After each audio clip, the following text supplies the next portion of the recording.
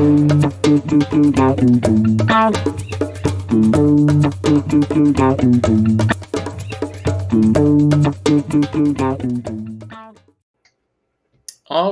it is Thursday, August 15th, and I'm here with my new friend, Art Kuhns.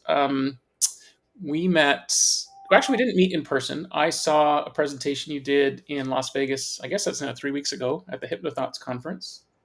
And you were talking on hypnosis and Reiki, and I had never even thought about merging the two.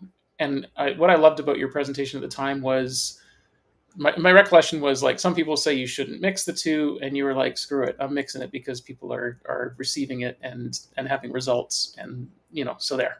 And I just love that. I'll just tell you, I got initiated first degree Reiki, I guess 2 weeks ago by a mentor of mine, and I've been playing with energy with Tai Chi Gung and all sorts of stuff, and it's fascinating to me. And it turns out that like lots of people around me have explored Reiki, and I had no idea. So it's almost like I'm so late to the party. But so, anyways, Art, I'd like you to introduce yourself, maybe a little of your background. Maybe you probably did something before Reiki and hypnosis. I'm guessing, and then what got you there, and then I'm sure from there you're going to prompt some of the things you say are going to prompt me into a whole stream of questions. So let her rip, dude. Well. Yeah, I guess before Reiki, I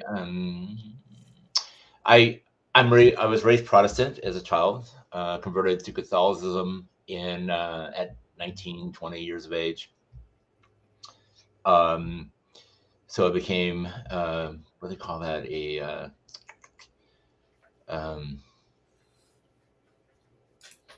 It's not a cradle-born Catholic. So I was brought in Catholic. Anyway, there's a term for that, and it lost me. Mm-hmm.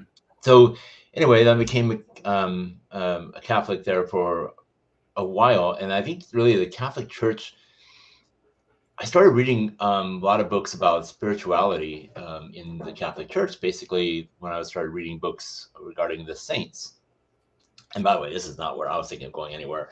But anyway, but you said, hey, let's talk about what you did before Reiki. Okay, so let's talk about that. And I started reading books about the saints. And then that brought me into contemplation and meditation. And then that started opening up other doors of going into meditation. And when I started thinking about that,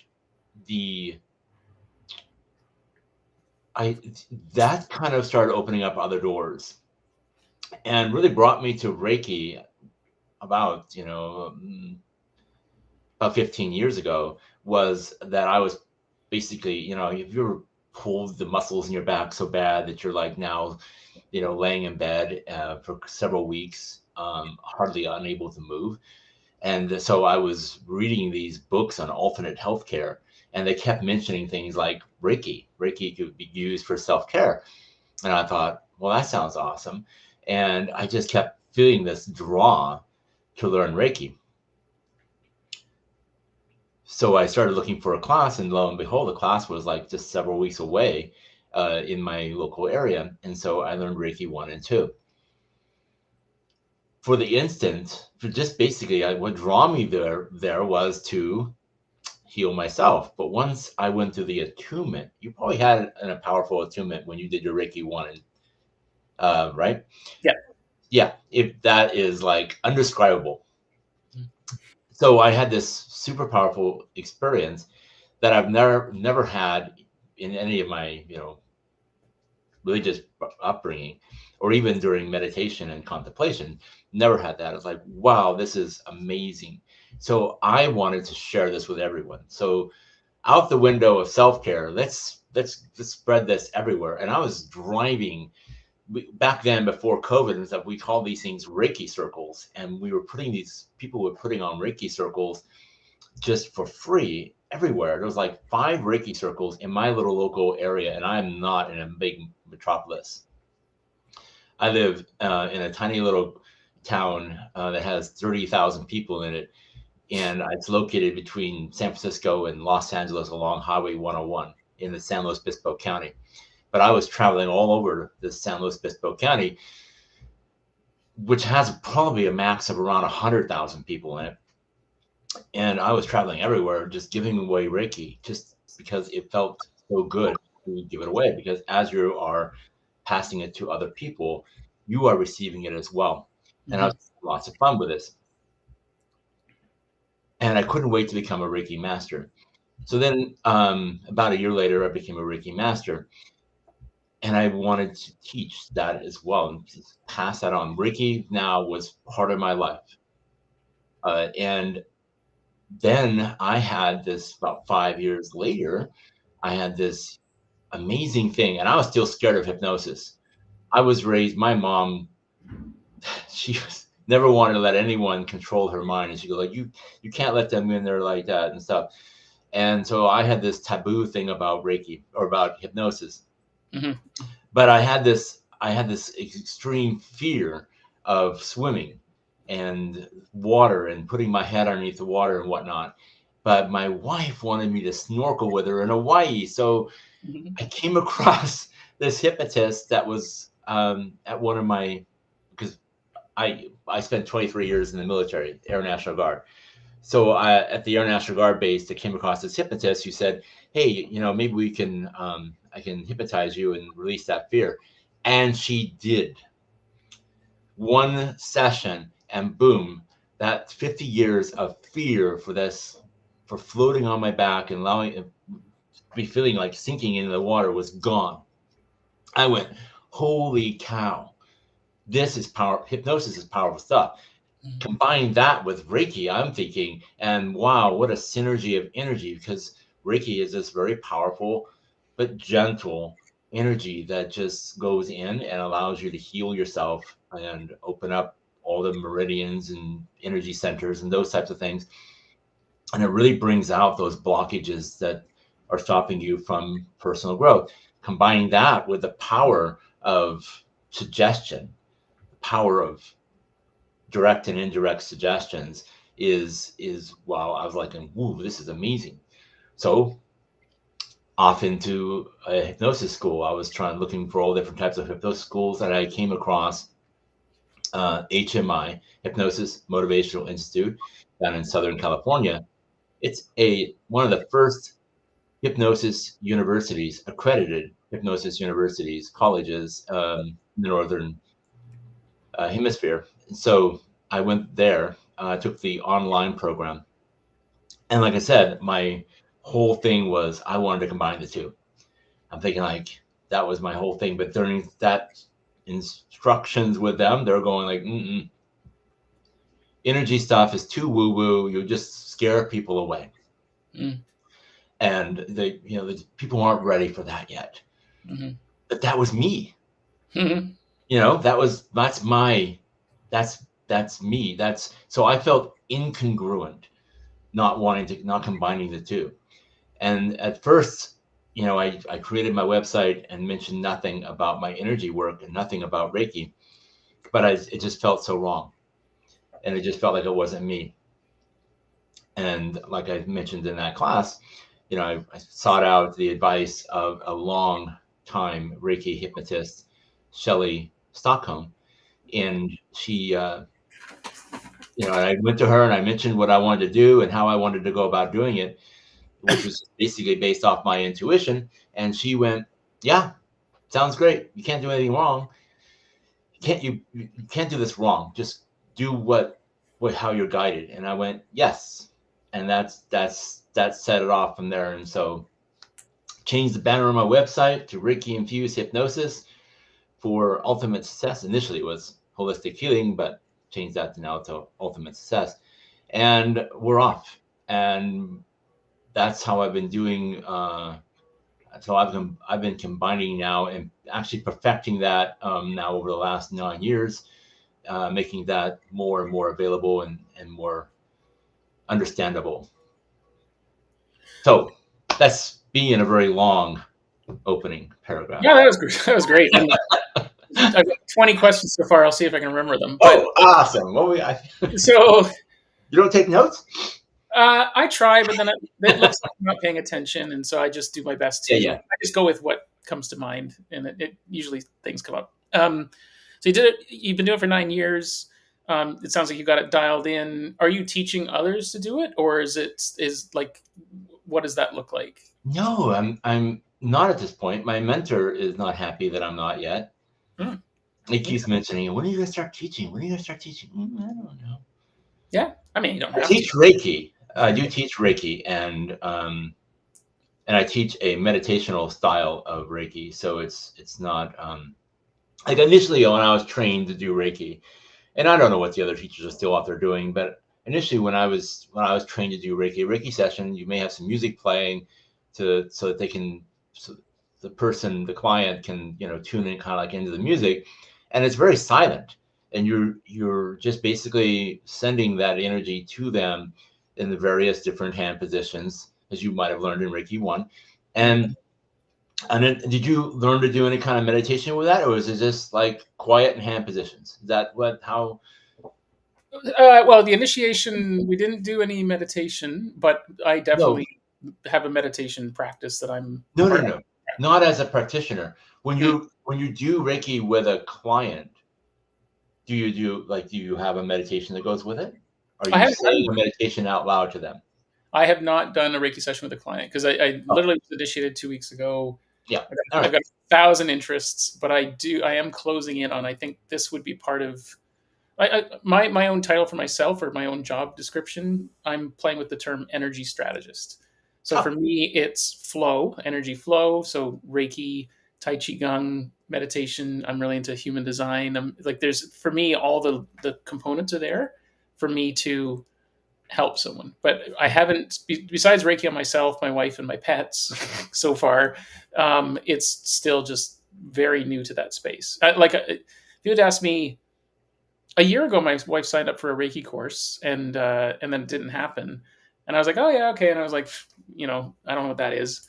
That's where I was even a year ago with Reiki. Now, all of a sudden it's all I talk about with people, and so I'm primed to start doing it. And I mean, that's half the reason I want to talk to you is just, as I mhm. say, I never considered Reiki with hypnosis. It never crossed my mind, or if it did, it wasn't those words. Right. But certainly movement of energy, helping people get unstuck. I mean, like with your swimming thing, like at the end of the day, you were stuck basically, right? Stuck on Mhm. an old concept or idea. Uh, I'm just putting words in your mouth, but like at the end of the day, the hypnotherapy was very effective, right? And Yeah. and I do a ton of hypnosis on myself. I've been certified, but so far it's still just been me, or playing around with friends. But that's another thing that I'm very interested in, because I've given the Esdale hypnosis to two people in a class and got them to like 95%. And I'm not sure if you're familiar with that one, but that's, at least by name, people use that technique to put people under such a deep trance that you can like operate on them or do dental work, right? So it's Okay. when I put these two people under, and I didn't quite do it because there's a test you do at the end, like once they're under, I think you like basically try to get them to open their eyes, and they're so relaxed they don't even want to open their eyes. Then you do like this policeman's grip, where you like literally squeeze the crap out of their arm like a cop would to restrain you, and they don't respond. And then you pick their leg up, and if it ratchets in the air, you've got them. And I had both of them so close, but by the time I did the ratchet, it kind of went and then went and fell down. Huh. Whereas other people that were succeeding at it, you could set them like mannequins in chairs. Like they were so not in control of their body, Well, and it was just incredible. And I was like, oh my god, I did this. This person, and then when he came out, he was like, I didn't want to come out like ever. He was like, just I was bummed that it was time to end it because he was so blissed out, and getting no, that yeah. feedback was cool, right? So far, it's all been self hypnosis work, but I've absolutely experienced the power of it, including, you know, through another technique like getting rid of a phantom foot pain that I had for like 13 years. That after every possible test by doctors and scans and stuff, the final step was the specialist looked me in the eye and said, "Well, I don't know what it is. I guess you're just gonna have to take Advil for the rest of your life." And I remember just thinking, like, screw that. And that's kind of started this path of down the metaphysical, because after all that, to just dismiss, like she basically was saying, it's in your head. And she was right, but she didn't put that in a way that was helpful. So I found a way. So yeah, no, I'm all in on hypnosis. I can feel that white light, that energy in my hands. I've been doing Tai Chi Gong lately, and in those sessions, I'm just like, holy cow! Like I can feel it like a beach ball in my hands, and that's when I'm like, oh, there's just something so powerful to that I'm all in. So there, I'm Oh, talking to you though. So um, wait till you go to Reiki 2 and master. mhm. Wait till you get the Well, symbols. yeah. Well, and so you're asking about my experience. Maybe I'll tell you about it because I'd be interested to hear about yours. My uh, Reiki attunement was 2 weeks ago. It was on a Wednesday and a Friday, so it was like a two-hour sessions, and it was two people. So it was Dr. Eleanor doing the attunement, and she was doing it off screen while her husband, Dr. Marvin Portner, was teaching the hand positions. So there was like 6 of us in the group, and I was so intrigued by it because hey, he's talking about the where you put your hands and positions, and he was talking about all sorts of stuff like uh, just all sorts of cool stuff that unrelated. And then she would go, "Okay, Sean, you're next," and she'd be off screen because I guess you don't really want to give the symbols away because if people don't, this is my assumption actually, I don't know this for sure, but I think the idea is you don't show these symbols during attunement because you don't want people to like try to learn it without learning it properly. I'm guessing that's why she was kind of off screen. But even that was cool and mysterious, right? And when she was doing me, it was 2 attunements the first day, 2 on the second. And the second one, my hands were buzzing, my head was buzzing, and I'm like, either I've convinced my mind this is happening or it's legit. And I felt fluid, like cold fluid going up my spine, like because I've had a lot of Kundalini like experiences, and Mm-hmm. it was like activating that, like it was familiar. I could taste it, and I could feel it going up and down. So I was like, okay, this shit's for real. So it was super cool. Um, I don't know why I was telling you that, other than that was my experience so far. I think I'm going to do the second degree. Sounds like in October. I'd like to be a master of something, so maybe one day I'll do that too. But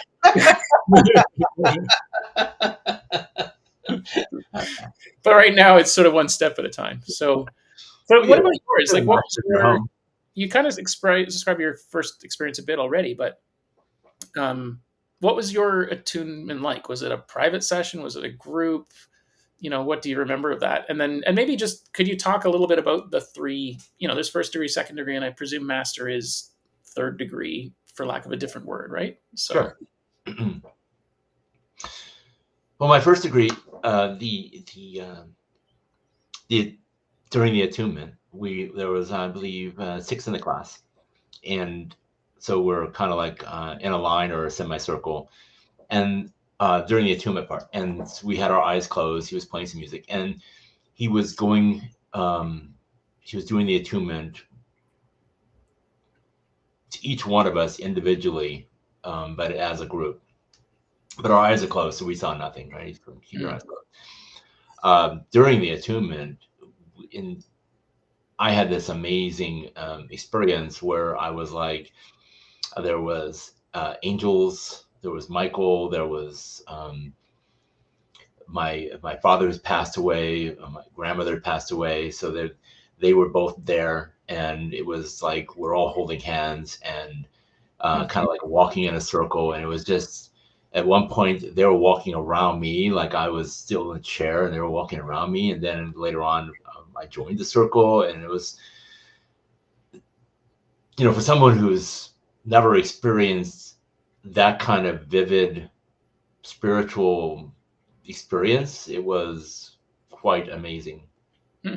Then when we jumped on the meditation, the massage tables, and started experiencing Reiki, as a group started, we all we practiced sending Reiki to each other, and we were in person, so this was not you were doing yours, I think, online, but this was in person. So it was my turn. I hopped on the massage table, and the other 5 people were sending me Reiki. I saw this big, and this is the only time this has really happened. I've received Reiki a zillion times since, and I've never seen it like this before. And I often tell people, you'll experience Reiki differently every time you can experience Reiki every time you experience Reiki. It can be different. It doesn't necessarily have to be the same. So this first time, this person put his hands on my head, and I just saw this big blue ball of light come out of his palms and just flow into me. And I was like, wow, that was so. That as a Reiki one guy, first experience into Reiki, this was like, wow, this is insane. Um, was not expecting this at all. So that was my first experience. And then it just got the second Reiki attunement was just deeper and just was more emotion, more love. And then with the master attunement, I was so freaking high. I was sent into some sort of orbit, and my master had gone away, and she actually did it in my own home, and so I called her about an hour later. I'm calling her, and I'm talking 1,000 words a second, and I'm like going, "This has been the most amazing." And she goes, "Go outside right now. Take your shoes off. Get on the front lawn. Put your fingers and toes in the grass. You need to ground yourself right now." I was like in orbit, and that was an amazing. So each attunement's been different. It's been profound. It's been something. So looking forward to talking to you after your next attunement, if you choose to do that, and it's because it's amazing.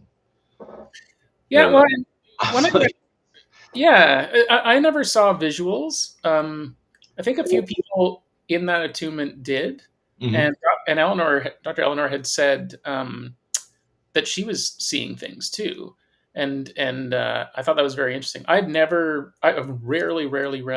see visuals or have dreams that are visual. Like it's just not how I operate. Um, so so I didn't experience that, but that doesn't surprise me because I've just never been my thing. I've never seen anything. That's not how my intuition seems to work. But Yep. that's interesting. Yeah, but I she does a weekly webinar, so she does these sort of attunements during the webinar. And so there's been times where like I sit and it's kind of like a meditation, and all of a sudden I'm like, "Ooh, that was what was that?" So I was already kind of like building to that first session. Hmm. And I have a friend in UK, Timothy Bacon, who on Sundays sends Reiki at 3 p.m. And basically is like just set the intention to receive this session from Timothy. And I experiment with plant medicine, so I know that day I had some magic mushrooms, but I was just lying in my bed, minding my own business. At 3 o'clock, all of a sudden, I was like vibrating, and I was just like, whoa, like, right. So I don't know if the medicine, I just decided I wanted it, but whatever was going on was intense. Hmm. And then probably about 2 months ago, in one of her webinars, she said, "I'm giving everyone healing hands for 2 days." And I can't remember the reason why, but there was something on her mind. And she's like, "I'm going to effectively send you." And it was trippy. And for the next 2 days, I could sort of feel something, but I wasn't initiated or attuned, but I guess maybe in a way I was. So it sparked some interest, and it sparked the feeling in my body that by the time the actual attunement came, I don't think it required as much for me because I had already kind of been experiencing it. Where I think, right? I mean, that's my thought process anyway. Is that yeah, but it's like fantastic. And I know what you mean about like needing a ground. Like since I've done that, I have had 2 softball tournaments, and I go play softball with all these people, and it's high energy, right? They're having fun, but then they're stressed because we're down, and I just am very sensitive to other people's energy, and have to do lots of grounding and stuff. I realize now, but I was like every inning going finding a tree and just like putting my hand against it and occasionally taking my shoes off. I was like, "Oh, this is extra intense." So I don't know if I'm just like more electrically charged, energetically charged. But quite literally, when I get home from work every day, I get out of my car and there's a tree like 10 feet from my door, and I just go hang with it for 30 seconds because it's incredible how much relief I get from that. Like there's a calm that comes over me. Uh, so like grounding, earthing, like I'm on all on board of that with anyway. I have a grounding pillowcase even just to make sure that every night I'm, the most, I view it as like the most sensitive or most delicate part of your body is your neck. Why Okay. would you want to have a grounding mat underneath my neck? Because Uh-huh. a lot of the other ones are you put your feet on it, it's kind of uncomfortable, or stand on it on the desk. I'm thinking 7 hours a day, I put my neck on this pillowcase cover, which, is $20 on Amazon. I definitely think that's had an enormous impact in the last couple of months. Like it's helped. I can't prove it because I don't really have a bar to show before or after, Yeah. but something shifted, and even little things like that have been hugely supportive. So, yeah. So, back to you. Sorry, I just like I'm so excited about Reiki. I just want to talk about it and like, did you experience that, or what was your take on this? But so let's. Uh, I know you did a whole presentation on it in Vegas, but could you explain your process and philosophy, or not process, what journey you went through deciding to incorporate the two? Because I remember you sort of saying, like, is this right? Is it ethical? Or maybe other people were suggesting it wasn't. And you had to, you have to work through that thought process, I guess, too, right? Fears around it. And one thing I will say that's just on my mind, we have a community center here in Victoria that we created called Funky Town, and we had to get insurance for it because we do yoga and stuff, and so we had to have insurance for if someone slips or falls. But for the most part, they were not concerned about the fact that we do yoga there. If we had said hot yoga, if we had said Pilates, where people are moving a lot more, the insurance changed. But there was a tick box on that insurance form that says you must disclose if you're doing Reiki. And I remember at the time I didn't know enough about it, but I was like, why is that the only tick box on this form? So what, like, do you even have any idea of what they would be looking for with that in your experience, or? Well, I'll tell you this: it's there's when I'm teaching clients Reiki, and when I was taught Reiki, there is an ethic code that we want to make sure that we're not sending this energy to someone who does not want it. Okay. So there's some theories out there where that you should actually ask the person if they want to receive Reiki. Is it okay if I send you Reiki energy? And maybe briefly explain what Reiki energy is. Then there's also the theory that I more subscribe to, and that is I ask not their conscious mind if they want to receive Reiki. I ask their higher self if they want to receive Reiki.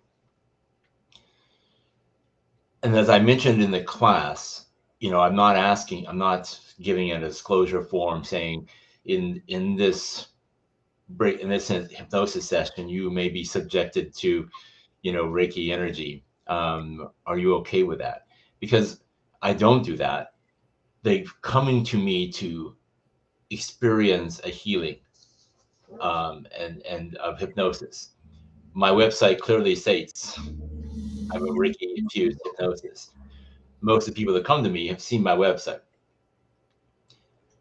But I do get to sign off on their higher self before sending any Reiki energy to them.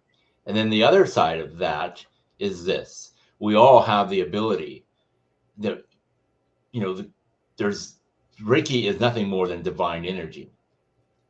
God never does anything against our divine will. We have the ability just not to receive it. If they choose not to receive the energy in some way or another, you'll actually begin to experience that as you start sending Reiki to people, more people. You can actually get people that'll say yes consciously, but turn it down by their higher self. Hmm. I've had that. I've had people, yeah, I want to receive a Reiki session. They get on the massage table, and you can feel the energy blocked. So then you have to work through that with them and go like, why are you blocking the energy? So you can feel that.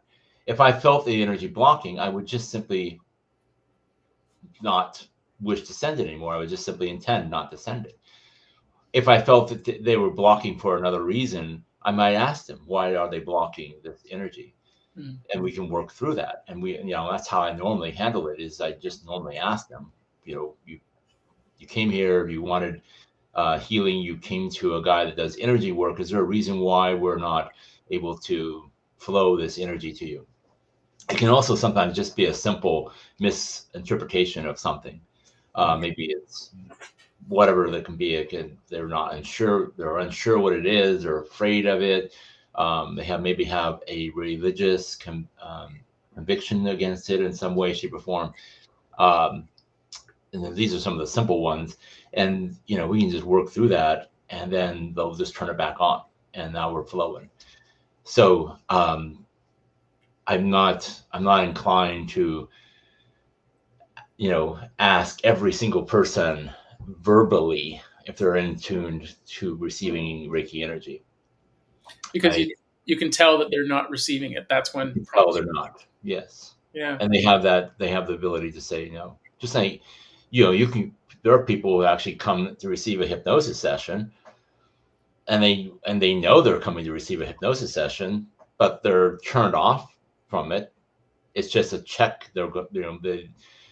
I had not a lot of clients, but a few that come to me just so that they can just say to their friends or whatever, hey, I received hypnosis and I can't get this fixed. It's just an excuse. They actually don't want to change, but they're being dogged to change by someone else or spouse or whoever. And so they'll just come in and check the box. I received hypnosis and it didn't work. Yeah, and ultimately blame you. That's a story I've heard. Me, exactly. Yeah, it usually happens with quit smoking clients, because they're the ones that get, and I call them up, the next day, and they go like, I started smoking 2 hours after I left you. Well, that's just insane, Yeah. Okay. So you had no ambition at all or motivation or interest at all in quit smoking if you can't last 2 hours.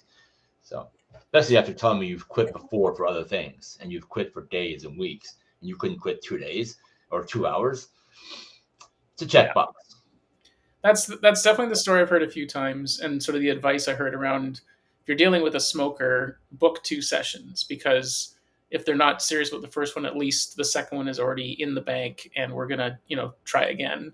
But what he had said is kind of what I think what you're saying, which is, like, I guess smoking is a physical and a mental addiction, emotional, whatever. And if they don't want to quit, they are just like, yeah, I paid $200. The hypnosis couldn't do it. It's just so and it's just because they have no desire to actually quit. They haven't hit threshold. They haven't hit bottom, right? And it's kind of a shame. So, I want to come back to the like how you sense that Reiki is being blocked. But even before that, of what I want to hear you describe is Reiki when you describe Reiki to the person, because you said you'll describe to them what it is. Okay. Because I have my own ideas, but I don't even still think I know how to accurately describe it without sounding like a madman. So, all right. So, and I'll tell you that I probably describe Reiki differently depending on the crowd I'm in. But normally I'll say something like, hey, Reiki is nothing more than this universal divine energy that's flowing around us. All the quantum physics people will tell you that we live in energy. Energy is flowing around us. Everything is energy. We have energy flowing around us and in us. Even something that's solid has energy flowing in it. There's energy that's still flowing, even though it feels solid and but there's still energy flowing. So energy is flowing everywhere. Reiki is nothing more than a Japanese word meaning universal life force energy. This universal life force energy has been around for years. Chinese medicine, Indian medicine, they've all been working with energy chakras, our energy centers, our meridians. We all have this energy flowing in us. We have an energy circulatory system. When that energy circulatory system gets blocked, one of the energy centers get blocked in some way, we can use Reiki energy, which is nothing more than, like I said, divine energy. which has its consciousness, because it is divine. We can send that in there, raise the vibration in the body, opening up that energy center and those meridians, allowing that energy to flow into those different areas. Mm-hmm. Reiki heals spiritually first, emotionally second, and physically third. So when you're starting to heal, you most of the time you're going to get more of a spiritual or emotional healing first, because that's what's blocking the energy. It's not a physical thing that's usually just blocking the energy. It's more of a spiritual or emotional thing that's blocking that energy. Mm-hmm. So once that starts to get cleared, and so sometimes during a Reiki session, they'll have a memory, or they'll go back and feel something, or they'll feel a release, and they can actually feel that release. You, as a Reiki practitioner, can sometimes see that blockage. I did a Reiki hypnosis session on a client where I was thinking, based on what I've been working on her, that the blockage was going to be somewhere in the sacral or solar plexus energy center. Are you familiar with chakras? Mm-hmm. Yeah. Well, for those who are not, Mm-hmm. I'll just explain that first real quick. You have 7 chakras in your body, starting at your root. Basic red is at your base of your spine. Sacral, just below your navel, that's orange. Solar solar plexus, yellow, just below the breastbone. Green and pink, your heart, located at your heart. Throat, sky, this is kind of a sky blue. And then your third eye, located between your eyes in the middle of your forehead, that's purple. Some people call it indigo, like the night sky blue or purple. And then at the crown of your head is violet. And so those are your 7 chakras. So I was thinking it was somewhere in the sacral and solar plexus. And then it wasn't there, because I was kind of like doing Reiki I was doing a chakra meditation, and I was working through all the chakras with her. And so I'm going, so now I'm kind of like communicating with my guides, going, okay, I thought it was here. Where is this block that we both know is somewhere, keeping her from the change that she's desiring? And so we keep moving up and get to the throat, and it's like, oh crap, where's the blue color? Because I can see, I was able to see all the colors of the chakras. Oh, I wow. got blue, and I could see a tiny little blue speck surrounded by all this black ink, right? And I was like, so I'm trying to brush it away, energetically, and I'm going, this is just not working very well. And so I basically said, this is when I kind of broke the meditation and started speaking to her directly. And you can do this during, Reiki sessions or Reiki hypnosis sessions, either one. And I said, are you noticing any, what are you noticing here on your throat? And she goes, I'm seeing this black icky stuff blocking my Of course you are. Exactly what I see. All right. So then we just had this conversation about what could be causing that, and and we cleared it, and boom, and finished the rest of the session, the chakra meditation, and then gave her some suggestions, indirect and whatever, to help her with that. And then we had a follow-up as well after the session about how she can work on what was going on there. So that's all of a sudden now I have lost what the question was. Well, my question, or the source was like, how do you detect a blockage? And so you the black goo. And so to me, That's during the session there. But okay, so how do you detect a blockage? When you're feeling, you can feel the energy flowing. Can you not? When you're sending, you've sent energy now, right?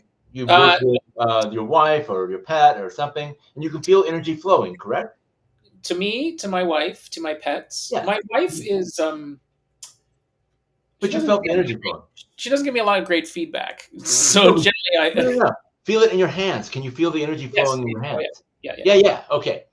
Well, imagine that shut off. Okay. So it might be familiar in a different chakra, like you could feel it, and then you move to a region and it bottles up. Is that Yeah, what you mean? Okay. exactly. It just kind of went there, and I went like, "Hey, what's happening?" The energy stopped flowing, So right? what And I'm what going, happened "Hey." So that was my first instance. Like, so what's going on here? And then as I investigated more, I could see that the chakra wasn't the right color, and that there was, so, and this is all happening in my third eye. I'm not, visualizing it with my real eyes. I'm just, it's just something I see in my head. And, or, if you're not, and each Reiki practitioner is going to do this differently. Some feel it, some see it, some, hear it. I mean, we all will grow into our own senses about how we're going to determine this. But I'm thinking that every Reiki practitioner is going to feel energy stop. You just feel it, and you go like, what happened? Because it was flowing, my hands were hot, and now I don't feel it flowing anymore. It's something happened. It's a difference. And maybe is if it you were trained during the boson scanning, I don't know if I'm not that worldly among other trainers out there in the world, but I teach the Boysen scan. I'm not even sure I'm pronouncing that correctly, but BYSEN scan, and that's where you run your hand. If I can get my hand on the camera, you run your hand over their body and detect differences in energy flow. And wherever you can feel the energy flowing, wanting to flow the most, maybe it feels warmer or colder, you go like, well, there's definitely a spot where I want to be able to go back to later. But when I'm with someone who's not flowing, and so it's usually it's right at the beginning, right? So I'm usually starting at their head, and I'm setting the intention for the healing, and I'm starting to flow the thing, and it just doesn't want to go. I just feel it resistance. They're not, because literally we say the words we're sending Reiki, but literally the client is drawing it. Okay, so they draw what they need, and they draw that through us. And so when we're sending or allowing it to be drawn through us, it's coming from our crown chakra, going down and through our hands. So we can feel that energy flow. And when you come to someone and you don't feel that flow, you have to ask, why are they not drawing it? Okay, because you can feel that flow. The more you practice, the better that awareness becomes, and you'll notice it right away. And I know the first time it happened with me, it was like the first time it happened. So I was like, what's going on? I was thinking it was me. And so I was doubting myself. I'm going, am I doing something wrong? Is this not, what have I done? Did they do something wrong? So why is this not flowing? It flowed over there with that person, but it's not flowing over here with this person. What's going on? And then I'm thinking like, why is this not flowing? So then, and I thought, should I say something? Should I not? Should I just go through the session without it? No, I think I should say something. So basically, I just said, is there a reason, do you have a reason why we're not wanting the Reiki session?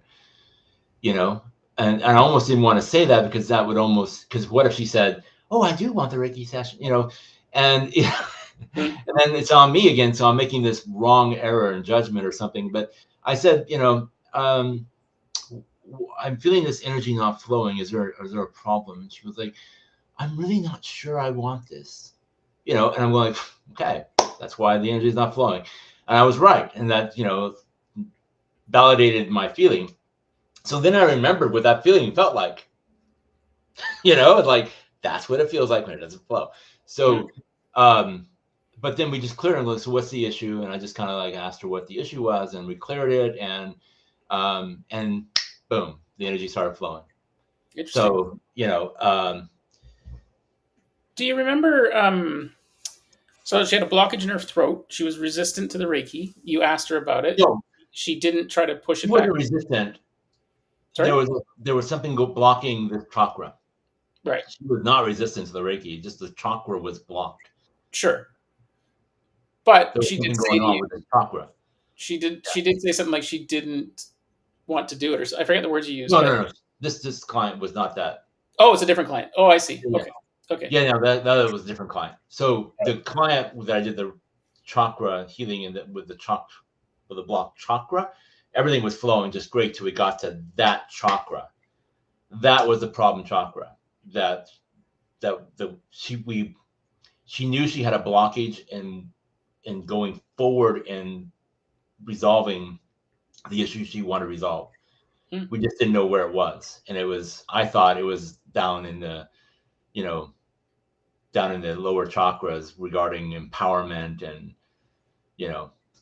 and feelings of emotions and things like that, like in the sacral and solar plexus. But it actually was up in her throat, and the problem was she used self-sabotaging language.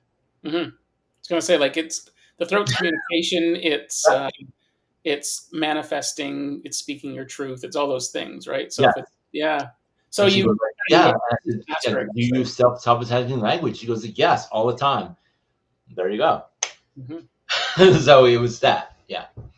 So did you switch at that point to hypnosis to help her work through, like, stepping back and like why that Well, I blockage was is already doing a meditation, right? which is like a hypnosis script. Mm-hmm.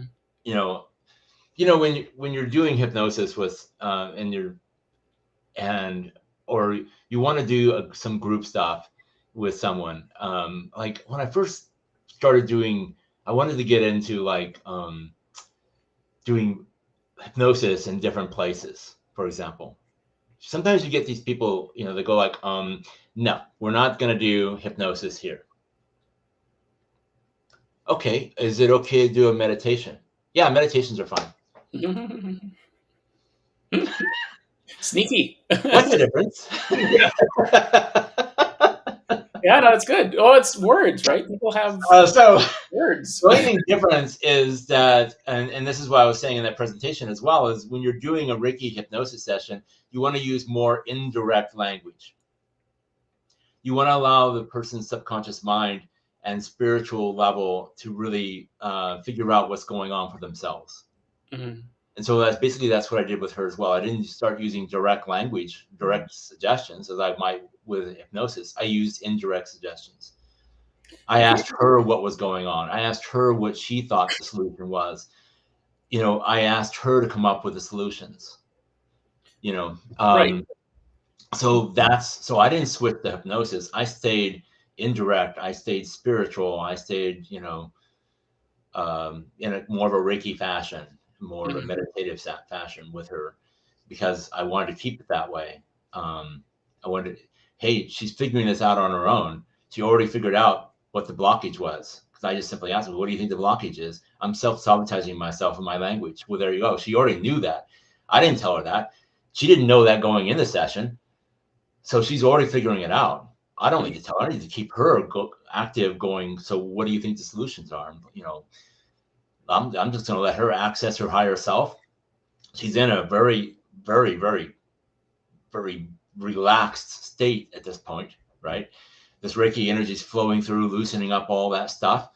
I don't want to start messing with direct suggestions. I want to keep her going on her own solution. Because when people find their own solutions, it's much more powerful. For sure. So yeah. So you weren't. So I want to keep it going. You were planting these. I'm going to use the wrong language, but the indirect suggestions. How much is she talking? Is she answering, or you're just getting her to do it in her mind? No. Well, half and half. Because when I asked her a question, I said, so you know what's going on with this? And she said, yes. And she told me what it was. And then I just started asking questions. And I said, you can answer these questions out louder to yourself. So at this point, I was just allowing her to go back in.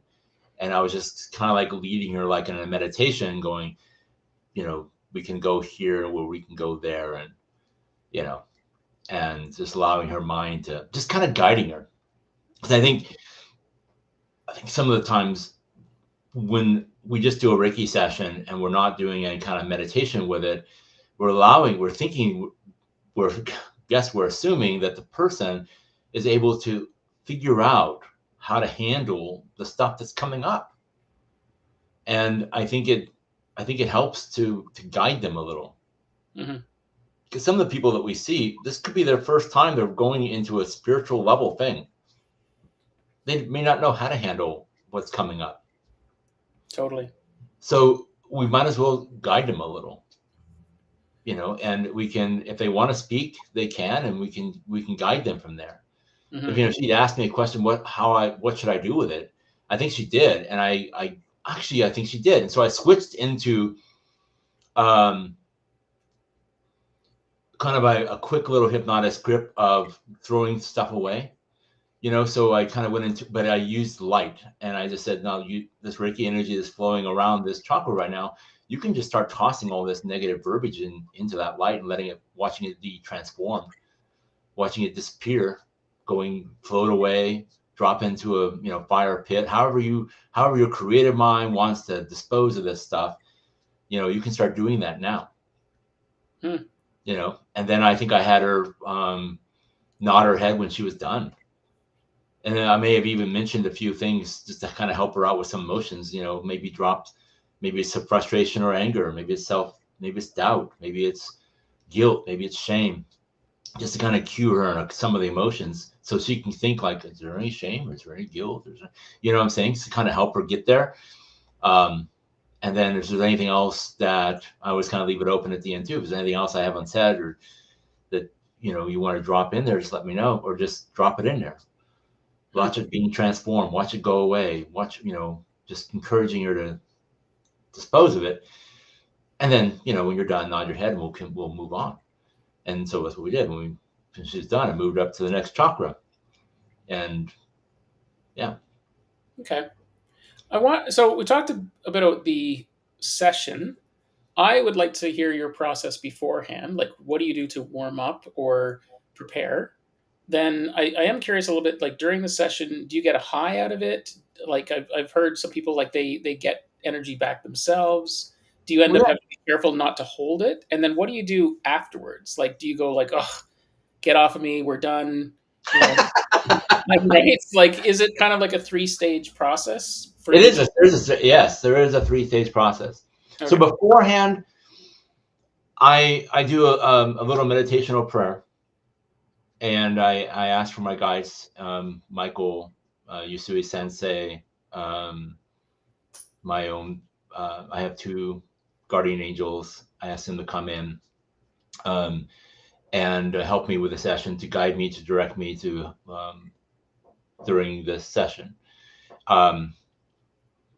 If I'm walking into another room, I clear the room. So we probably were taught to clear the room because that's the energy tone of the room. If it's in my own session room, I do that. And how do you do that? Like, is that? Well, I use, the master symbol and into all 4 corners. If I was a Reiki 1, I would just send, I'm sending now the Reiki energy into this corner and that corner and that corner and that corner and into the middle of the room. And I'm setting the intention that this room now be filled with healing light of the highest vibration. That is all that's allowed in this room, is healing light of the highest vibration for the healing of the highest, greatest good, something of that nature. It's always, I just say whatever comes to mind. I've never say the same thing twice, probably. So, but I just set that intention. And then during the session, I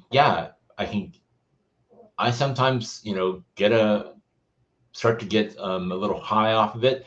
So then I ground myself, right? I'm kind of a poor pre-grounder. So I'm kind of like always kind of walking in the room like, I go through this, but it's, but then I'll get this like contact high off of this stuff, and I'm like, okay, time to ground, because I am getting too high in vibration. And, when you get too high in vibration, you start to, lose conscious thought. Basically, you can kind of lose where you're going and what you're doing. So I then imagine myself grounding myself with light. So light shooting from my feet into the ground, and then light coming up into the heavens, into the divine. And I say, I am grounded and I'm receiving the direction and vibration from the divine, and I am grounded at the same time. So I want to be, me in the middle of this light stream between the divine and the ground. And I just imagine that happening. And that grounds me instantly. And I just say, also I might put a shield of light around me. Usually I kind of wait till I sense anything negative around me for the same thing I said before. I've got this, but if I start to feel anything, negative around me, then I send up a shield of light around me. Smart thing to do would be to do that first. But I forget. I don't know. I always seem to do it. I always seem to wait till the last minute. It's funny. I teach my clients to do it first. Teach my students. You should do this first. But so that's during the session, right? Now, if I'm doing a group, because I do group Reiki sessions, if I'm doing just one Reiki session, then I'm not doing a personal cleanse between people, because it's only one person in the room. But if I'm doing like a group Reiki session, I will then cleanse myself between each person. So I'm not transferring any energy from one person to the other. Mm-hmm. And it's just a simple, Yusui Sensei taught all of his students. It's, forget the Japanese term for it, but it's called energy dry bathing or something to that effect. And you just intend yourself to be cleared, and you cross yourself like this. I'm clearing myself of any negative energy. Come down your arms, doing the same thing. And then I just kind of go like that. And I'm clearing myself of any energy and then I move to the next person. Right. And so, and I start again, and basically as I get to the next person, I always like to start with their head. And usually when I'm doing groups, they're sitting in chairs. So I'm just working on their heads and shoulders. And that's all I'm doing that's only the place I'm going there. And so I'll start with the next person. Usually I say their name if I know it. Thank you for being here. I'm intending this healing for your highest and greatest good. You can and I'm just talking to their higher consciousness. This is nothing I'm saying out loud. I'm just saying this to their higher consciousness, and just allow yourself to be open to this energy and throw some symbols on it, and bam, and we're flowing.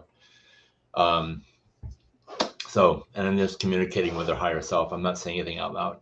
There's music playing. I'm usually doing a meditation as well. So I call them now Reiki meditations, as through, because that's more accurate of what they are.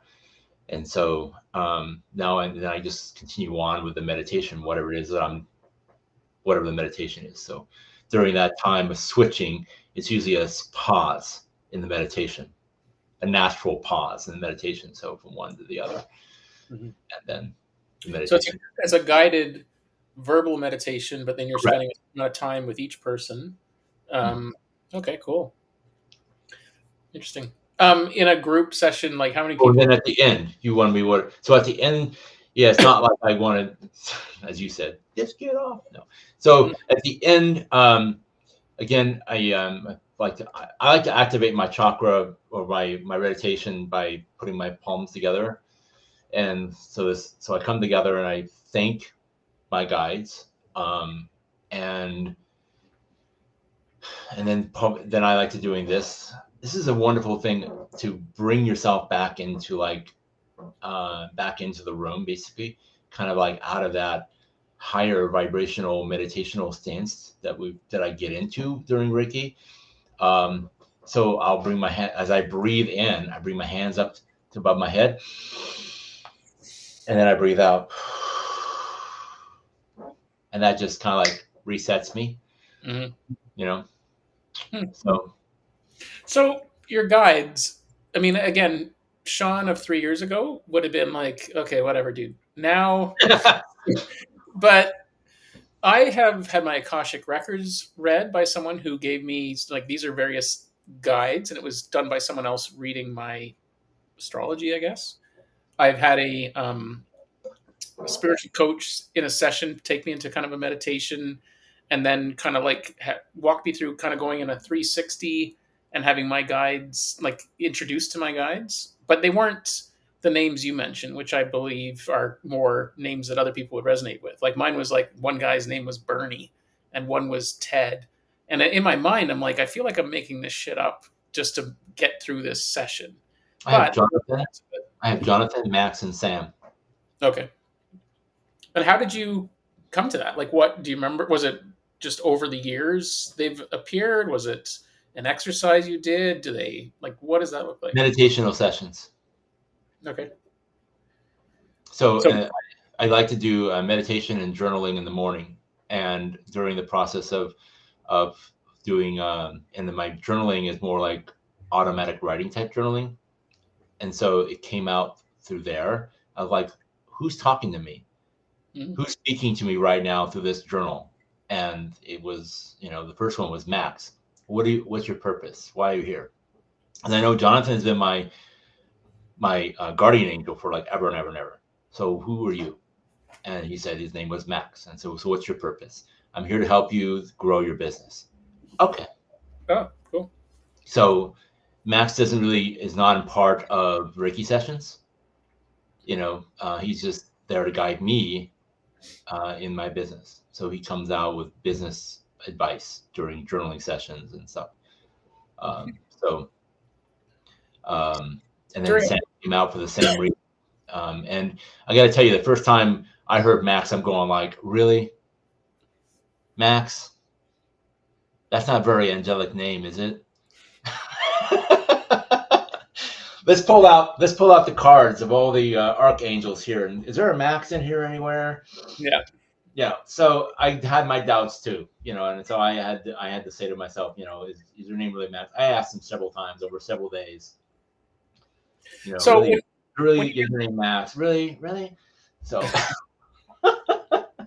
So I guess that name doesn't mean anything to you. Like you didn't know a Max. There wasn't a Max in your family. Never known a Max in my entire life. Okay. And then did you hear the name in your head? Was it your own voice? Was it a whisper? Like, what do you remember? It just kind of, came in my head. Yeah. The name, it just popped into my head. Fascinating. So I'm thinking like, did I just think this? I mean, that's what we all say when we're starting to learn intuition, right? Did I just think that, or is that, is that intuition? I mean,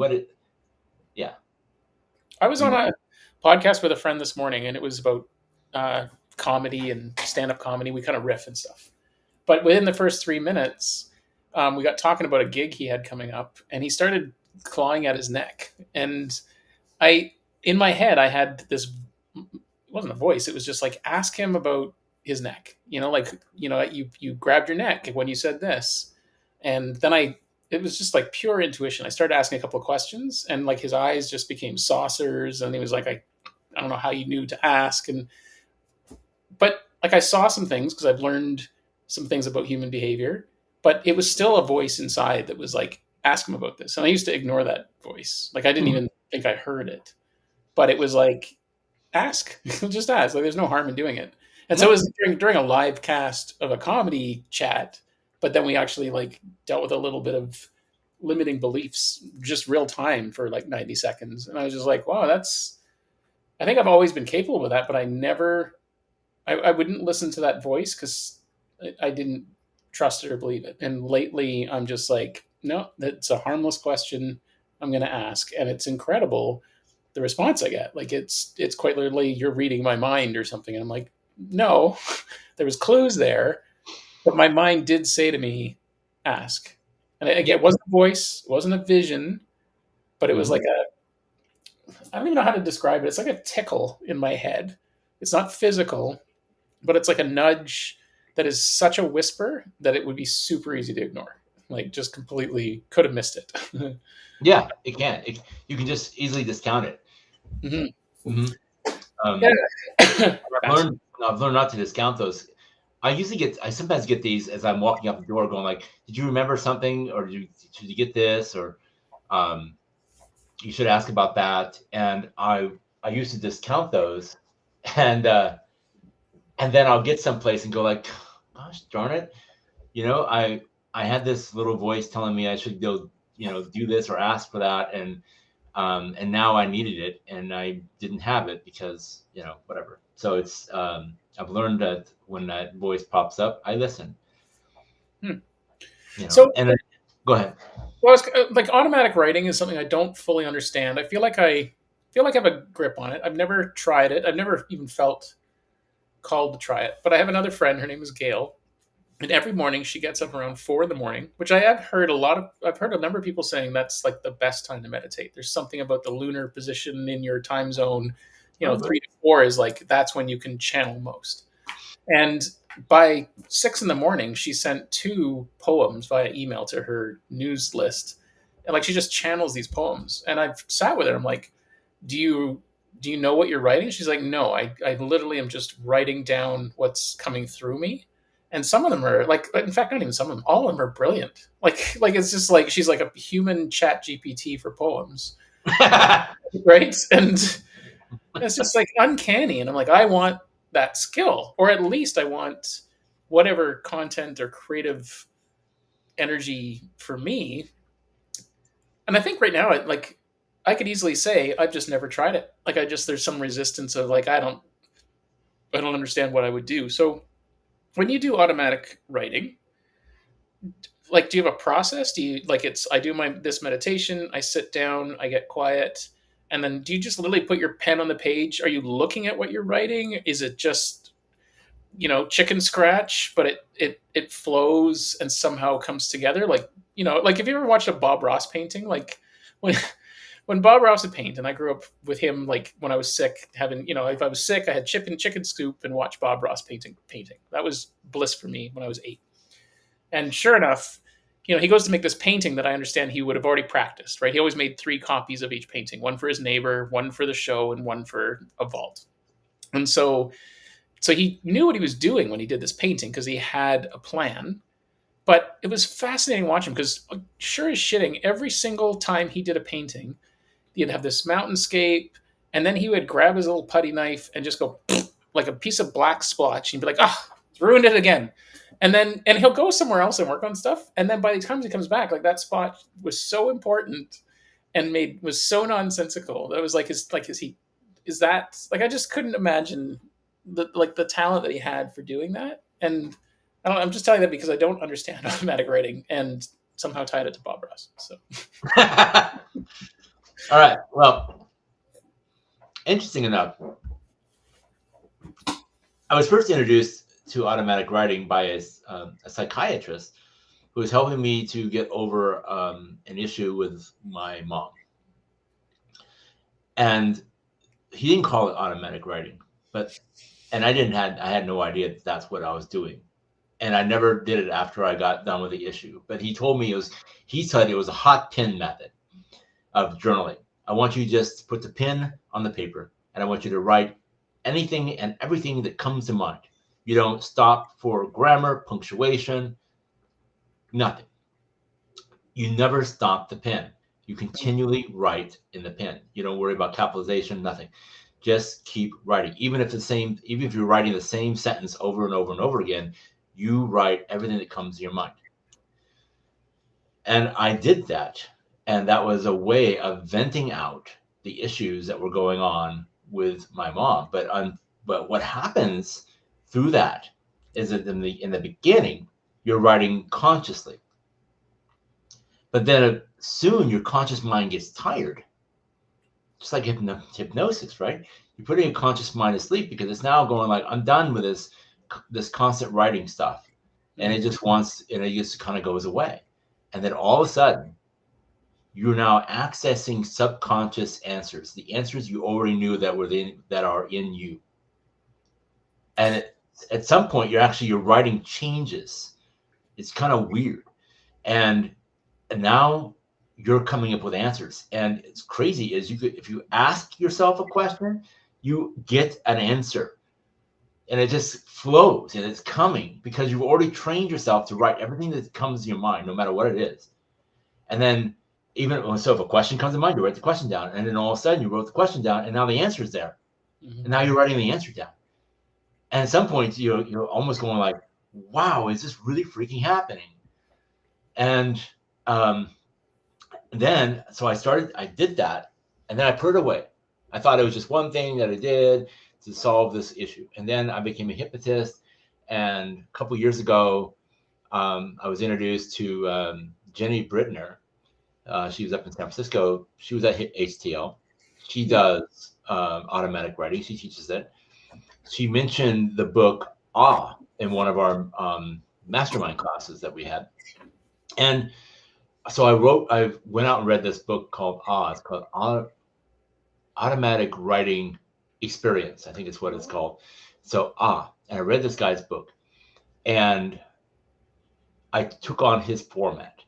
And his format is basically there's now I've changed it, but in his book, he has you write like, thank you, God, for your guidance. And you're thinking different, your guardian angels, for example, or you're thinking something. So you're writing a bunch of stuff before you even get going. And so you're spending a few minutes just writing down these sentences by memory. And then you go in and you ask yourself a question, for example, what do I need to know today? What's going on? Maybe you're having a problem with some area, or maybe I'm going like, what should I do in my business today? Whatever it is you want to work on. Maybe this woman that you're talking about, Gail, maybe she writes, what's a new poem for today? Maybe she writes that as her intention. And then she just starts writing whatever comes to mind. And whatever comes to mind, I don't know what the poem is for today. I wish I knew what the poem was today. I wish I could write my own poem, and maybe she's writing this down. Who knows? And then all of a sudden a poem comes to mind because her conscious mind is now getting tired. Yeah. And then boom, she's accessed her subconscious mind, which is where we like to go in all kind of Reiki sessions. We like to go in hypnosis sessions. We're now accessing our own subconscious mind where all the answers are. And we've done it through writing. And boom, now you're writing answers down that you had no idea you knew. You're also asking yourself questions you had no idea to ask. And, I've had things like, I've had answers to something and I'm going like, okay, I've actually wrote, well, that sounds really good. How do you do that? Because you've ever had someone give you advice and you go like, well, that sounds really cool, but how do you go about doing that? So, and then all of a sudden the answers are coming. One, you do this, three, and I'm going, holy shit, all this stuff is coming. And where's it coming from? I don't know this stuff. It's not coming from my conscious mind. I had no idea when I sat down that I was that, and so all this stuff is coming. It's a very powerful method. I love doing it. I try and do it every day.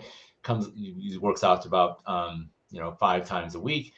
But I like doing it after a meditation because I'm already into that calm, tranquil state. Mm-hmm. And also in a meditation, I've already been working on something.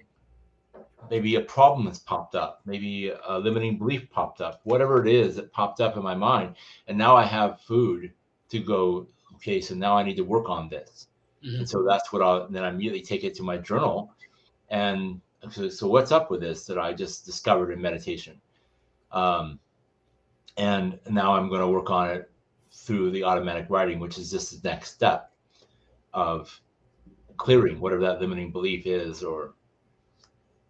So now the book is wonderful. It goes into exactly how it works, why it works, and how you can make it work. And it also has a bunch of questions that you can get yourself started with.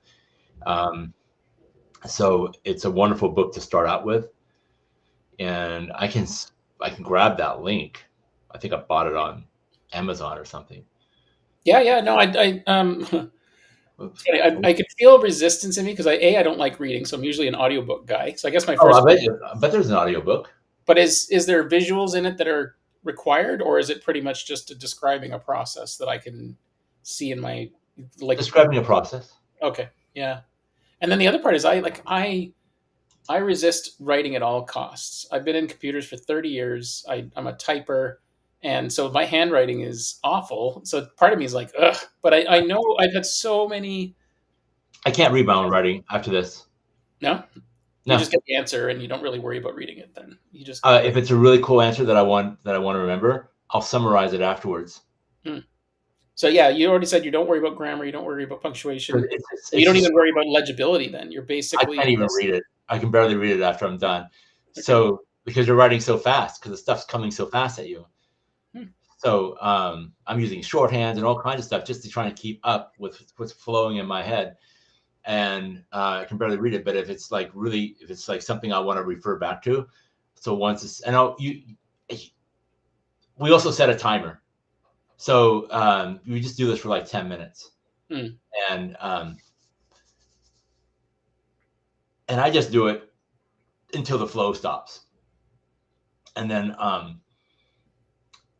I will, if it's something I want to keep, then I'm going, okay, so let's summarize this. What did I just learn? And I'll write that in a legible sense, because otherwise I can't read. Hmm. And 2 days later, I'm going like, what the hell did I write here? I have no clue. Looks like hieroglyphics or something. And does it matter 2 days later, or you No, got it what doesn't you really, did? does it? Unless it's something you really wanted to go back to. Yeah. Like if it was like, this is what you should, do in your business, step 1, step 2, step 3, you may want to remember those steps. Hmm. It's a poem. So for example, for Gail, she may want to remember that poem. So she may after the session go like, okay, so what was those words in that poem again? Let me write those out, because they're probably coming to her in a very scribbly fashion, and she may have to want to like. So while it's still fresh in her mind, she may want to read that or rewrite that or type it in some way where it's, because who knows, 24 hours later she might forget what those words are. Yeah. Yeah. Yeah. When she does the poems, it's with intention each morning to output it, distribute it, and then she just gets on with her day. So I'm sure she's not going back to them for sure. Huh. So Well, that's automatic. cool. Yeah, I've had enough suggestions. The universe seems to be telling me to journal and automatic write, and I keep resisting it because of just old notions. But I got to get on with that. So it feels like that might have been the push I needed.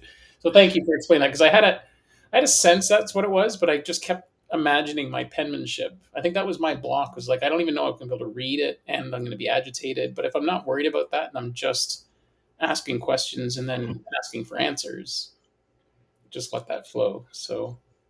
It's Neat. funny you said that your guides are telling you to journal, because I was for years in this one meditations group that I do twice a month. We pull these archangel cards, right?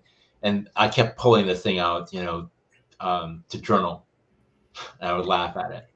Yeah, I guess I'm supposed to journal, and next week, you need to journal. Okay.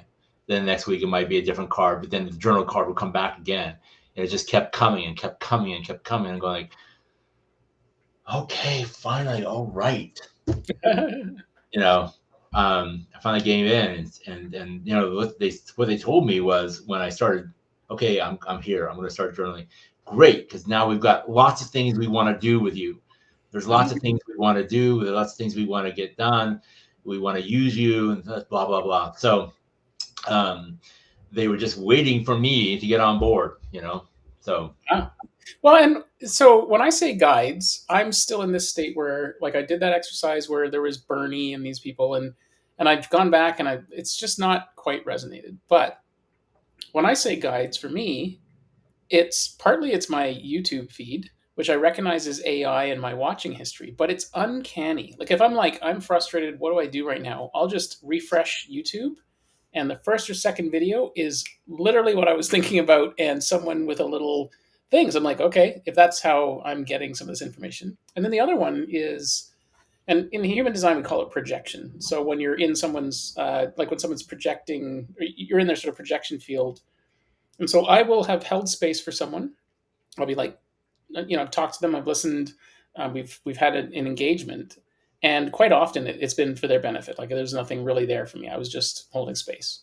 But sure, like almost every time, someone at some point they'll just out of the blue say like, "Hey, you should do this," and it's usually not even tied to what we're doing. They just somehow felt they needed to tell me that.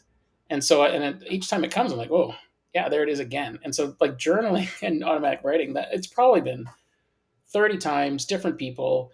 And it's in the moment, we weren't talking about journaling or automatic writing. I was helping them with something else. And then the reward for me was them just not even really correlated to the content, this suggestion. And many times it's been that. So that's what I mean by guides.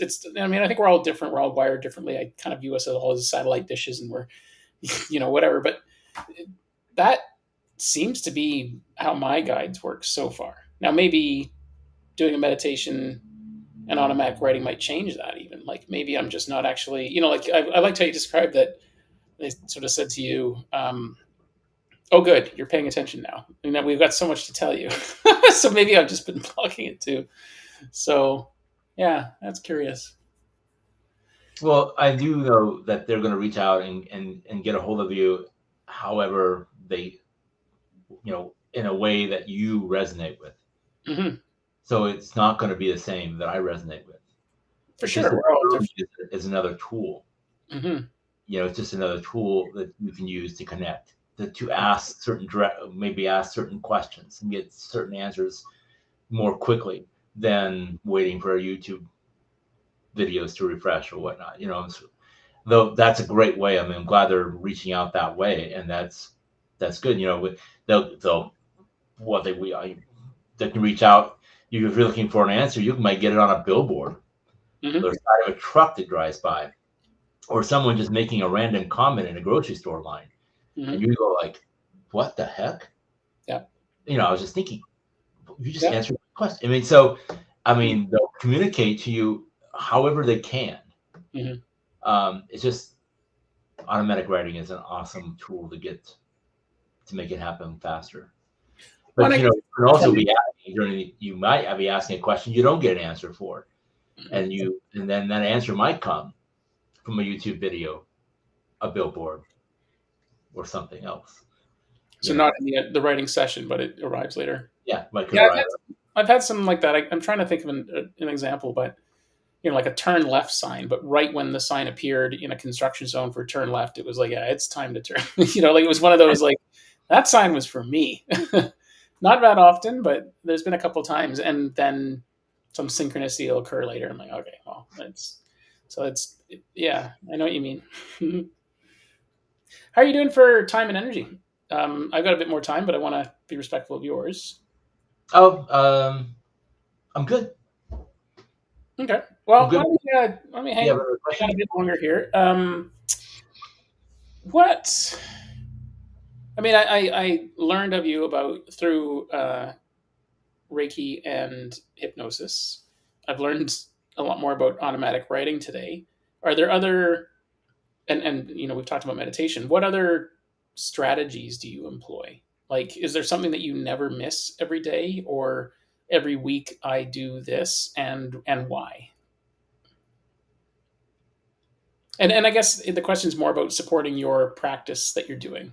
Like if it's like every week I go to the grocery store and I make sure I buy oranges, and it's just because you like oranges. That's not the question I'm asking.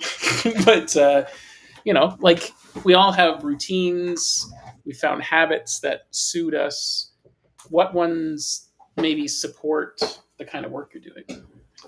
Mindfulness. Okay. And how is that different than from, say, meditation and hypnosis? Very awesome question. Just a brief story. I come from very high anxiety.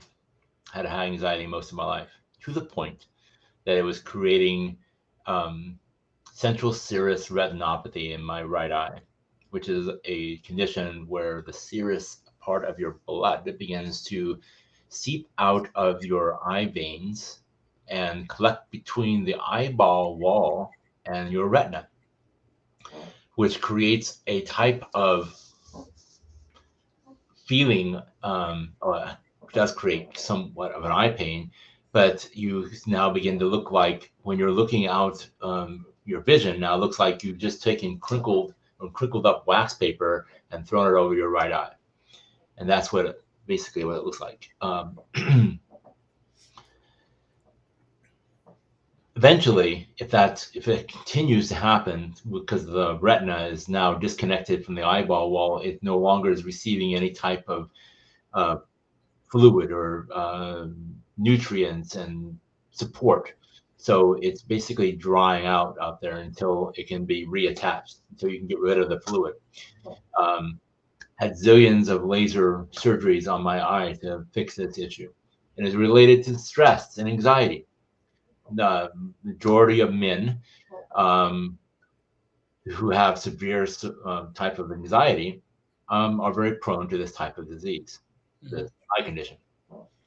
So it's getting to the point to where I was losing my eyesight, and from all this high anxiety. Now, I also had so much anxiety that I actually was in a cardiologist's office going like, why am I having all this chest pain? Again, heart was fine. It was anxiety. So this is the type of just to explain the type of anxiety I was having. It was manifesting itself in very physically in my world. My doctor said, oh, just learn to relax.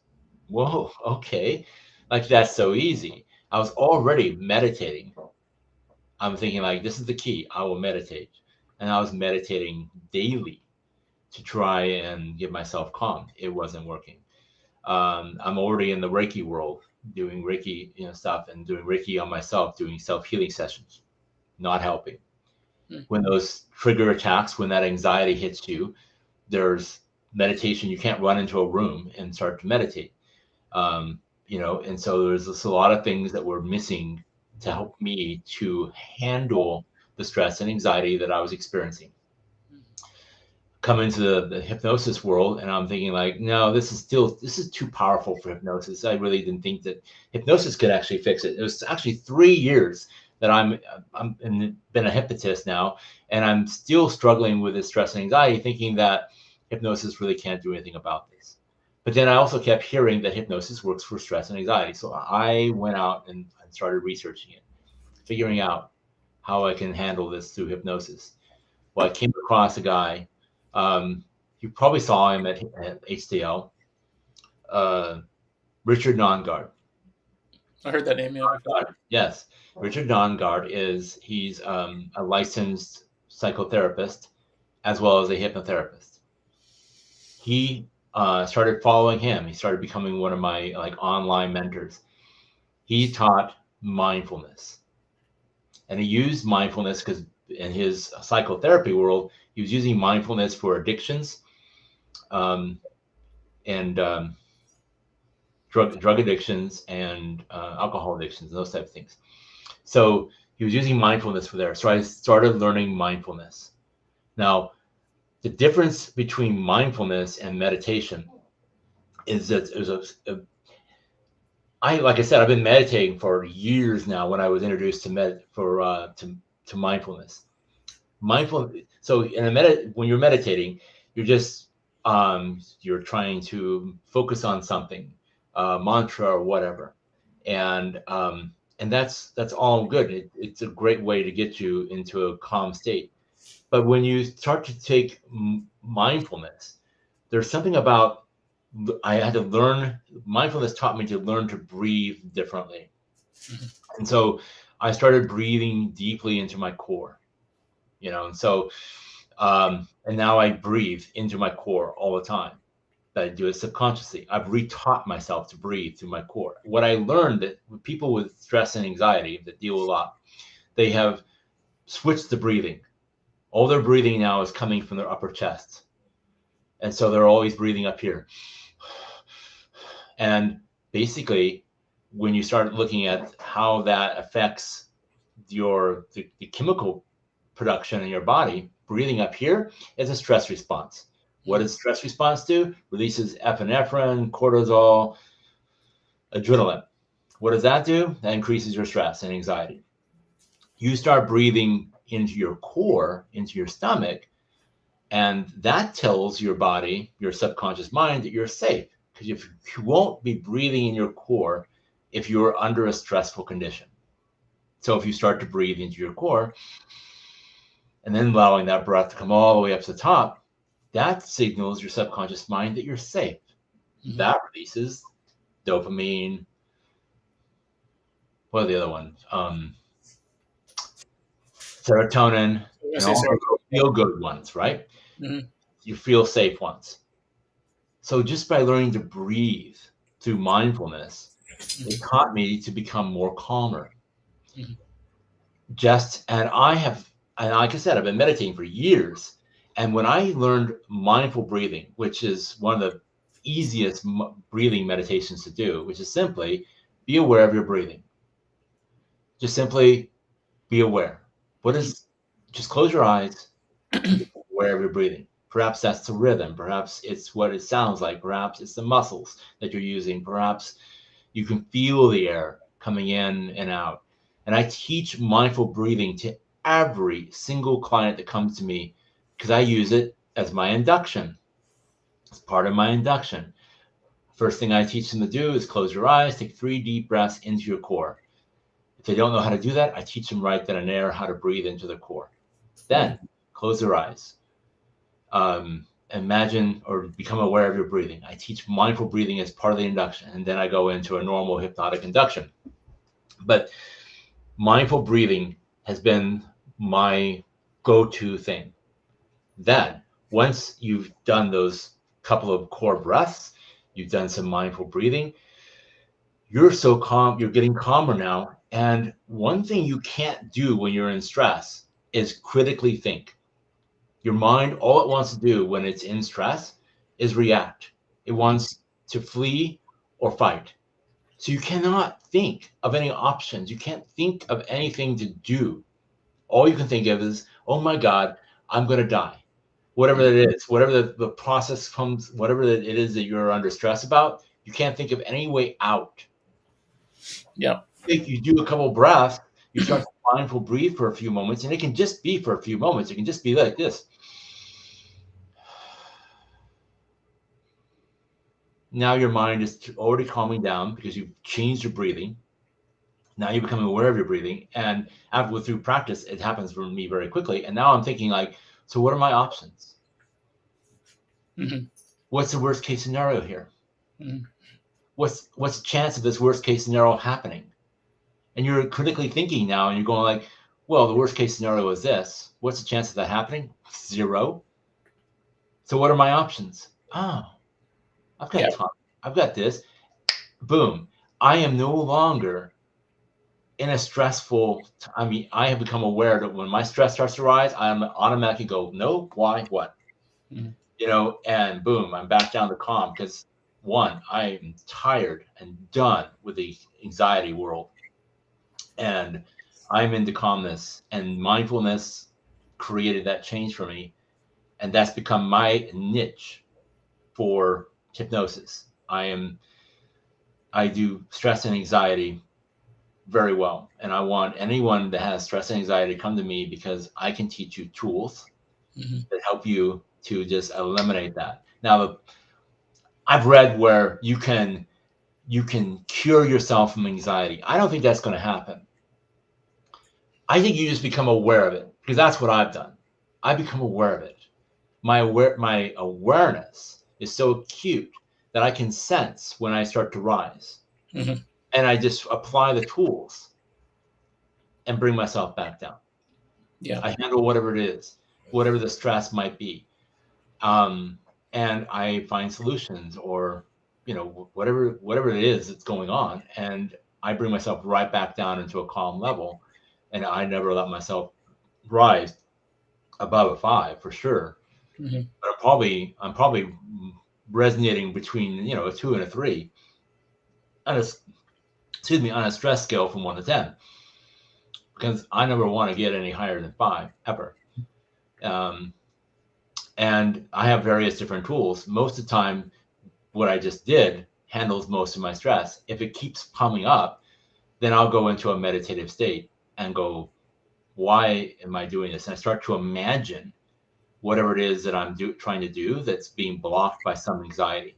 And I start to imagine it and trying to see what the blockage is. A lot of times we don't consciously know why we have the anxiety, because we don't really want to face it. So we just have the anxiety, and we try to run from it. But if Yeah. you face it, you go into a meditative state and go like, so what's going on here? And why am I having this anxiety? And I start to visualize it. It will pop up. And then I'll go like, then I start asking myself these questions, and get to the root of it. And then oftentimes a mantra comes out of it, like a quick little short affirmation. For example, I was studying for a driving test to get my commercial license to drive. Uber? No, Uber doesn't require a commercial license. I was going to drive like these larger Sprinter vans for like wine tastings, that kind of thing. Oh, cool. So but everyone kept telling me that these exam proctors for the DMV, they're out to set you to fail. Okay. And most people fail the first time they do the test. And so as I was studying for the test, I kept getting this blockage and I couldn't remember anything that I was trying to study, because every time I went to study for this test, I would get anxious.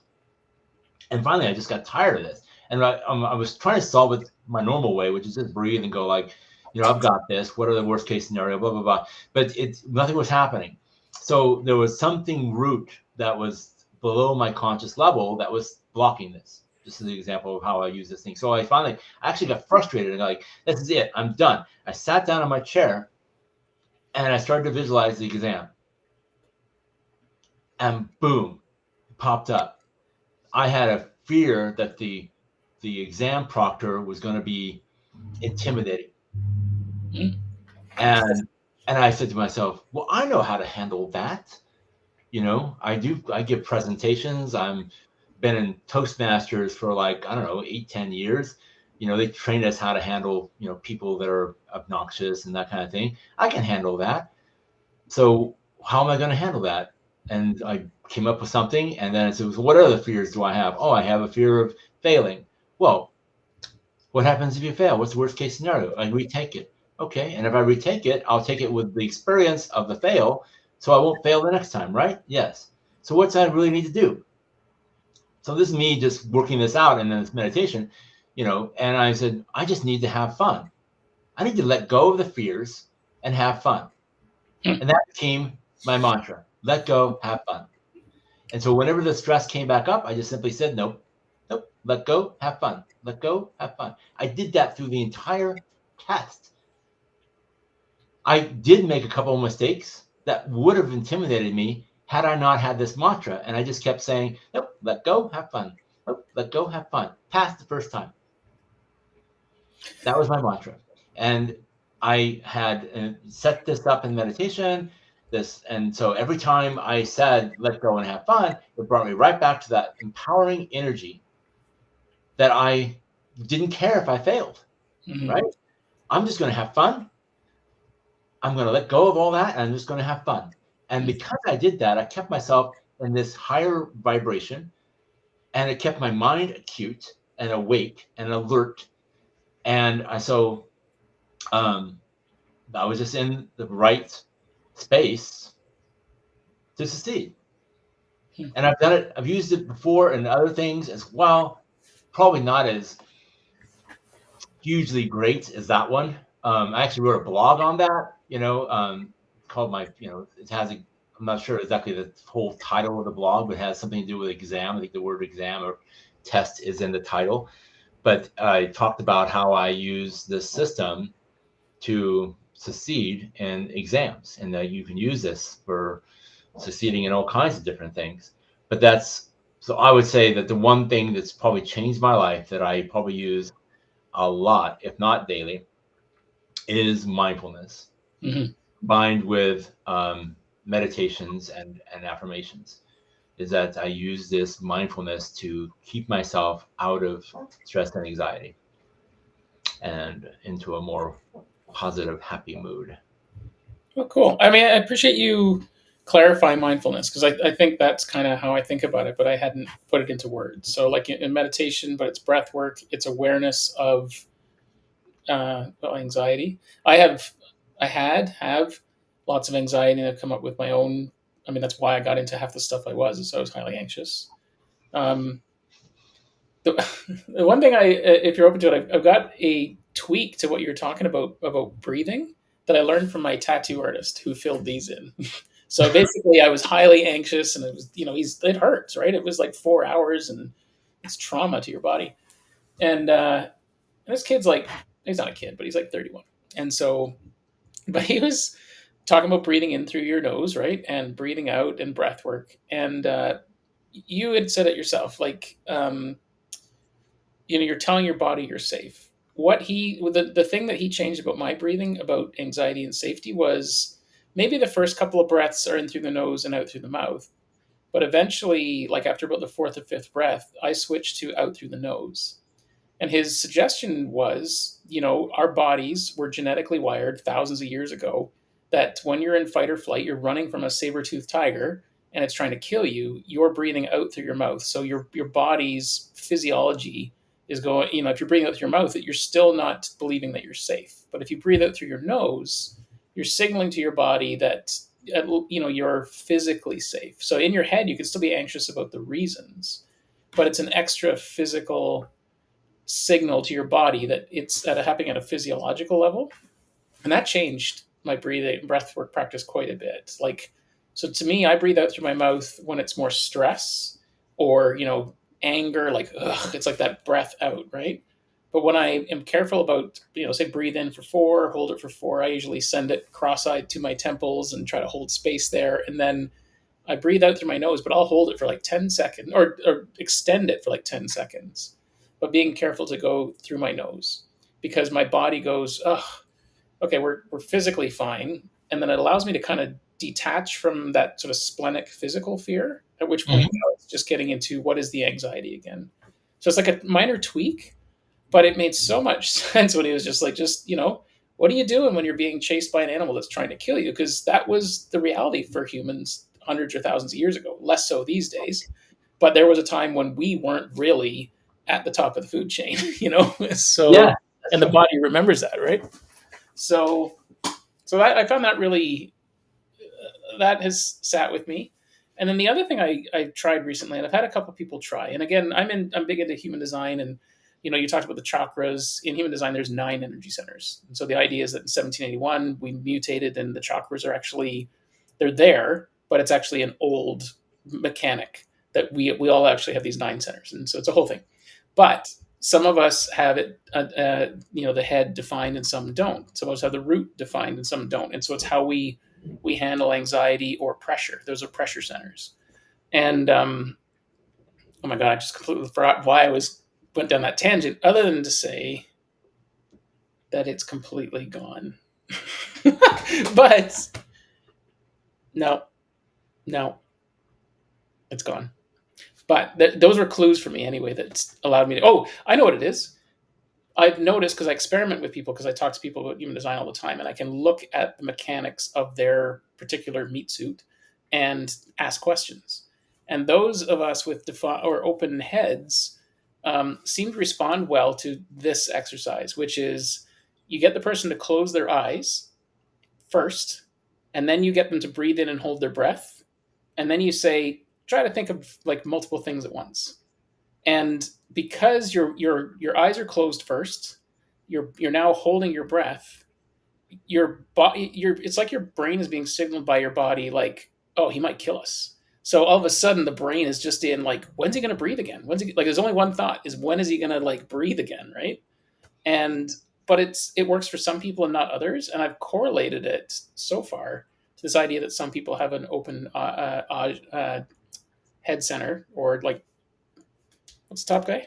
There's the third eye, the crown, or not. And we're wired differently. So it's not science, but it's something that I've been able to reproduce across dozens of people now of asking that question. So maybe try it sometime. Like, if you're feeling anxious, close your eyes first, breathe in a deep breath and hold it.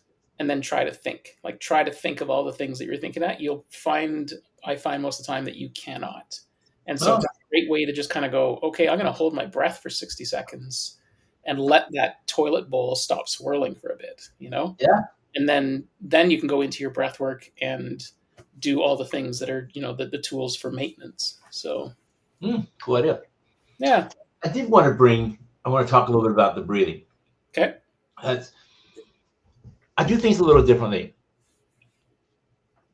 When I was learning all the different tools for anxiety and breath work, the ones that seem to be the most popular out there are the ones like the 4 square.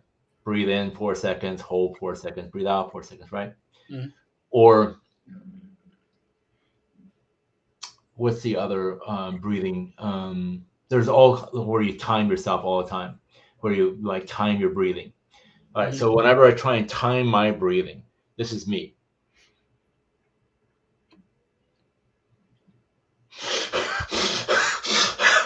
Right. I can't seem to hold my breathing doesn't want to stay synchronized to some kind of timing.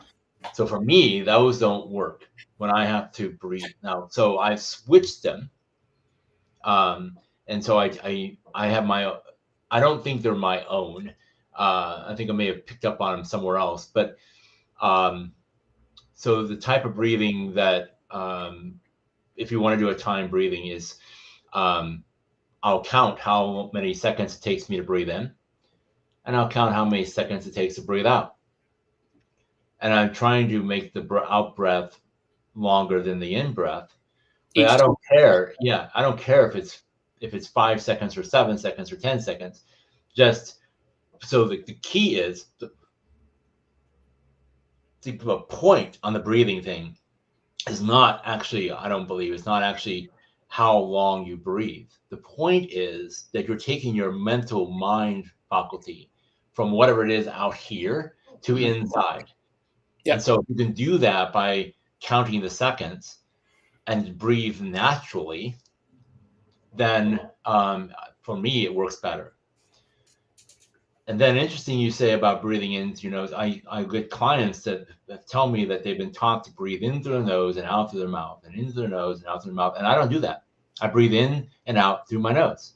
I never heard that was a physiological switch that's happening in your subconscious mind regarding safety. It just seemed more natural to me because I don't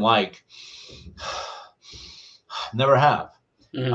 I want to breathe in and out through my nose, and that seems more relaxing, more natural, and more normal for me. So all my breathing is done through my nose, unless I have a cold, and then I'm up a creek. But that normal breathing in and out through your nose is something I've always done, and it's always felt right. And when I have a client that's been taught to do it in the nose and out through the mouth, I'll simply say, that's fine. You may want to try going through your nose, and if that feels right for you, you can switch. If not, continue doing what you've been taught. I'm just trying to teach them different tools. Yeah. You think they're coming in, oh yeah, so and so taught me to do the counting breathing. I'll say, okay, how's that working for you? Well, it doesn't really work that well for me. All right, well here's another way, and I'll do where the breath is not controlled by a number, but you're just counting as you breathe. And I'll just give them that option. So try that, see if that works for you better, because it works for me. Because after I do that for a couple of times, I'm like, I can't, I'm losing my breath. So yeah, it's all about tool. Have as many different tools you can in your toolbox. Pick the ones that resonate with you. I have several that I use all the time. I have a couple others that I use when emergencies pop up, like the exam and this constant anxiety. My normal tools weren't working, so I had to go to the couch or the chair and visualize this thing and figure out where the block was, right? So I had to use a different tool. So I'm a believer of get as many tools as you have in your toolbox, and different things work for different people. Yeah, different things. Different ones resonate with different people. Yeah, I like what you said about because I've been playing with breath work, and I'm the same. I don't like doing like breath work things where it's a lot of in and out, and I don't smoke, and I've never liked smoking pot, and I just don't like any of that. It's just my lungs are my lung. I just don't play there, and it's always uncomfortable. But I played with box breathing and various things, but I think I've been doing the same thing. But I like how you explained it. I think you're suggesting that you're giving yourself something to do by seeing how long you can like extend that breath, right? Because if you're just going like, oh, I'm gonna breathe out for 8 seconds, breathe in, hold for 4, breathe in for 4, it's a pattern, and therefore your mind can still go do its shit show, and you're just following the pattern. But if you're now tasked with, no, I'm focused on like how long can I go, like that's my Yeah, exactly. and flow, right? Well, I Like, think initially with the box, your conscious mind is going to be engaged in that, but after a while, you're right. Except the subconscious mind is going to take over that mhm. because it's going to become a pattern. I never thought of that, but that's true. Yeah. And so now your mind will be free to go off and do whatever it wants to do, which is go look into the future or back in the past. But if you're tasked with counting that every time, every breath's is a new number, or Mhm. could be a new number. Yeah, Has you're to be giving yourself a challenge, right? yeah, You're forcing yourself to be in flow, basically, like right. because breathing can be a flow, right? Yeah. So yeah. And Hmm. if it starts out fast and starts to slow down, well then there's a new number. No, thank you for that. I forget because I tend to fall back to box breathing just because I just immediately remember it, right? I imagine a box in my mind. Up I go, hold it, Mhm. down, hold it, up, down. So that's easy, but it's nowhere near as effective as being present with the breath and turning it almost into a game. Like that's the focus is that breath work. And And can you really breathe fully in? Because in mindfulness, you're trying to breathe into your core, mhm. a full breath. So you want to breathe into your core, not just inflate your core, but all the way to the top. Right? In box, can you do that? No, no, because you run out of time. So you're Yeah. trying to now regulate. Like, can I squeeze it all in, or you just don't bring it all in? At So which are you point, still breathing up here? yeah, So yeah, so that's why I like, the number breathing, the counting of the full breath in and the full breath out, because you're allowed to breathe mm, in a way that's signaling your subconscious mind, hey, it's okay. mm, I'm relaxed. In this moment, I'm okay. I actually will tell my clients, look around. Is there anyone threatening you at this moment? No. no, it's your bill from the bank. You're- It's yeah, your so you're safe. right. You're safe. There's no one coming. Yeah. Your doors are locked. Your windows are whatever. You're in the safety of your home, Hmm. in whatever chair that you find safe. In this moment, you're safe. Yeah. Continue to breathe. Now, what's going on? What's the worst case scenario? And start asking yourself some questions and face that fear, because I love my acronym for fear is face false evidence appearing real. Mm. So once you face it, you realize that it's just false evidence appearing real. And once you face it, it goes away. Yeah. I mean, I think a lot of people right now are particularly anxious, and they're just forgetting that they're safe and that their pets are nearby and they can spend time with them. Like just not even the basic things in life. I find I can very easily forget about and get away from, and then Yeah. I'm just like, oh wait, my dog just came up, and like I'm extra relaxed all of a sudden because she's just sitting right, and I never really appreciated that nearly as much before. So yeah, cool. Yeah. Well, No. we almost hit 2 hours there, so that's I've done Wow. a couple of podcasts in the last couple of days, 4 in the last 2 days. I can feel my throat starting to turn into gravel. But Art, I really enjoyed that, and yeah, I want to stay in touch and keep asking about what you're doing because I think it's super cool. So Yeah. And yeah, sounds great. This all has right, been fun. So thanks well, you very much for inviting me and onto your podcast. And thank you very much for giving me this opportunity to speak. yeah, no, it's my Thank pleasure, you. man. All right, so I'm going to do that trick where I hit a button and it makes it look like we're all pro, and then just hang out there for a minute, and then we'll catch up after. So Okay. have a good day, man. See you. Thank you.